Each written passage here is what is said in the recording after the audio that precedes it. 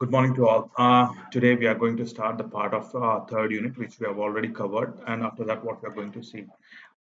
We have already seen the subprogram block. This is your syllabus, which I have taken out from the university. We have already covered subprogram block, and fundamental of subprogram. Today we are going to see scope and lifetime of a variable, static and dynamic scope. And if you see my slides, which are there, this is unit 3 program. This is subprogram and fundamental of subprogram, which is already there. And these are all part of it. If you go through all the previous videos, which I have gone sample function call and everything. Today we are going to start with dynamic and static scoping. If you see this part, in order to go to this part, we need to learn about this part. What is this? In order to learn this, we need to see the layout of C programming, memory layout of C programming. What do you mean by that? This is what we have got it. A structure of how C programming is executed. The higher one is your output, where you can see command line, where you can see the output and everything, where you will see your what do you call output on this one. Whereas the low one is your program execution. Read the program, contain the machine code of a compiler part. This is your machine code, where once you compile it, it's already been converted into machine code. Once the compiler is finished, the machine code is been over and it's only stored there at the lower part. Then the next part is initiated data. What we have that global or something which is being initiated. The storage of this one will be it stores the initial data. This is uninitialized data. This is uninitialized data, which is equal to 0 also. And remember what I say, it is uninitialized data and it is all equal to 0. The other part is that this is stack. We are going to see later part, and this is heap. Remember this thing. These are the three parts we have, and this uninitialized data is also called BSS. What you call BSS is block started by symbol. Uninitialized data is also called as block started by symbols. Now let's move on to other slides, which is already there. Let's take a simple program which is already there. Include std.h, which is also a main program. Return, and nothing has been stored. When I execute with this part, you see this is the execution part of it. This is the command which has already been there, and we have already called text. It's 4360. The data which has been stored. This is the memory location, or this much of memory location has been stored. Data is 490, and remember BSS. What is this BSS? Remember what I told you about BSS in my previous slide? BSS is block start by symbol. When I execute it, I'm showing you the running part of it. It's stored 96. I did not initialize any data. Nothing has been initialized. Nothing. I haven't given any values, no variables. Nothing has been given in this program. If you just check it out, I haven't given any part of it. Now let's move on to other one, where I have given include std.h, and I have given static I int main return 0. I have initialized one part, that is static int I. I'm not bothered about what is static and everything. We'll see later on part. But let me put out that I have put int I. If you see this one, what is this one? BSS 100 and data is 940. Data is 940. BSS is 60. Here 100 because I've already initialized data. If you see is uninitialized data. Uninitialized data which is being stored. So I have initialized. Now again I'll move on to this part. What is this one? Include std dot. I have initialized static I is equal to 0. I is equal to 0. What is this one? 90, 640, and this is 100. Again, this is 100. The same what you have got is 100. What does it mean? So what is this uninitialized data? It is uninitialized data as well as the data which is initialized to 0. It is initialized to 0. I repeat, mean BSS block started by symbol will be initialized data as well as the symbol or a variable which is start by 0. So when you execute this part also, when I started this part, then it is 940 and 100. Now let's move on to this part. What is this one? Include std.h static. I given a value I is equal to 24. Here the value is nothing, so I got this one 100. If I put a value I've got 100. I put it to 0. I've already got. Now I put some value, initialize data to 24. See here, it's 944. The data which is stored here is 944. Increase, it is 96 because the data which is here initialized, it already gone to initialized data. So it is now 96. Here it was 100. If you see this block diagram, this is for initialized data, this is for initialized data, this is for text. So if you initialize that data or it is 0, it will be stored here in BSS. If you initialize or given the value, it will be initialized and it has to get some value, it will be stored here, and it is stored here in this slide. So what does it mean? This slides do it. So this slides what actually does it is that an example which I have shown you are the how if you run the C program, how it is being stored here. This is include yesterday main program, which have we haven't given any value. Then we have given and we have specified integer value. We have specified the integer value, and then we have seen what are the values which have been here. Then we have given a 0, again the same value, then we have given the value. So we can able to tell you this is something about BSS and initialized data. Now then we'll come to the next slide. What is this one? Scope of lifetime of a variable. What do you mean by scope? Then in general, if you see scope is nothing but the lifetime of a variable. When the program runs, it has to have a life. When you define a variable in a program, when you define any line in a program, it has to be a lifetime of a program. When the program execute, it it will be there in the program. When your program terminate, the scope will die.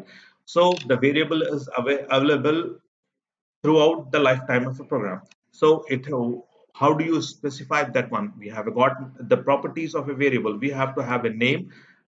Normally we give a variable name, yes, symbolic name.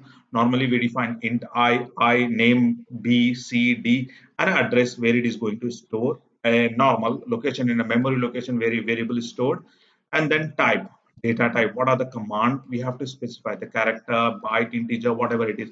So there are three things we need to specify these things. Now, when you specify a variable, we need to have a three. We need to have a three things. What are the name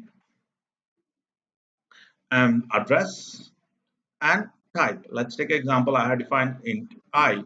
This is an integer. This is a name. We'll see where it is stored or something like that in different part of it. So these are the three properties of a variable. And how is the scope of a variable? We see the scope of a variable is defined in three parts. If it is a global one, if it is a local one, or if it is a function one. The scope of a variable is actually the subset of a lab. The variable may be in memory but may not be accessed through. So the area of a program where we can actually access the variable, that is nothing but a scope of a variable. You can access the variable, you can store the variable, and then you can delete the variable. So scope can be have a variable, can be a global variable, or global variable can be a local variable, or a variable can be a scope. So we gave them as a scope, global scope, local scope, and function scope. So scope is nothing but line of variable. It has got three properties. What are they? I'll just use the whiteboard. Scope is nothing but scope. What do you call lifeline? It has got three properties: name, initial where it is initial value or what type, and where it is stored in memory location. It is of T type is global and local and a function, a fun function. Okay, we are going to see all these three now. Let's move on to our slides. What is this? Next slide. The scope of a variable. We are going to see this one. Global and local variable. Local variable is something variable that are declared inside the function. Inside the function or call or local variable. They are used only for the statement. There are these are the variable A, B, and C. These are variables available for this block only. I cannot use anywhere. If I define, we'll see an example like A, B, C, and this. A is equal to 10, B is equal to C, and C is equal to A plus B. Printf the value of A plus B is 30. So you'll get the value here is 30. Sorry, we'll get the value is 30, and the variables are defined in this function. And if you see, they are defined in the block, this block only. These are called local variables. Okay, now these are called a global variable defined outside the function, and they can use anywhere. Here if you see it into G, its range is throughout the program. Let me go through this one. Its range is throughout the program. So I have int a, b, g is equal to what? G is defined out of the function. G is defined out of the function. So a plus b. So what will the value of g? G is nothing but I define it 10 plus 2. G is equal to 30. So g is equal to 30. Print f return 0. But what are the value of g which is going to print it? It is nothing but 10, 10, 20, and 30. This is what it is that. So local variable, if you remember it, local variable, it is defined in the function. Global variable is defined out of the function. And it can use the range is throughout the program. The range is throughout the program of this one. Whereas the range is inside this block. This is what it is there. Now let's move on to other slide. Now we are, if you see it, yes, we are going to see this one function scope. We are going to see this function scope. What do you mean by function scope? The variable is passed formal argument to the function.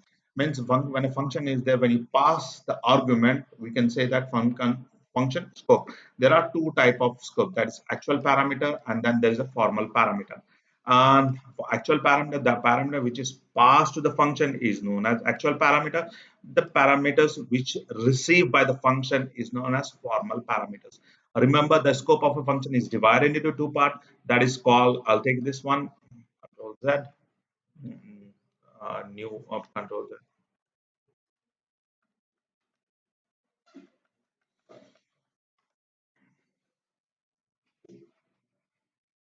Scope of a function is given by actual parameter,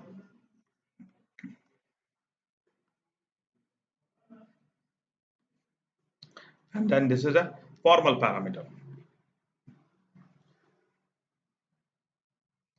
So what is actual parameter and formal parameter? I'll tell you. This is what. And let's take example. I have a function void sum int I, int j, int k, and this is a function calling function int main, int value a. The sum is 3 into 2 into a. That is 3. 2 into 5 is 10. 3, 10, 5. So that is, this is here. We call it 3, 10, and this is 5. Okay, 3, 10, 5. This is the function. Whatever the value is here is 3, 10, 5.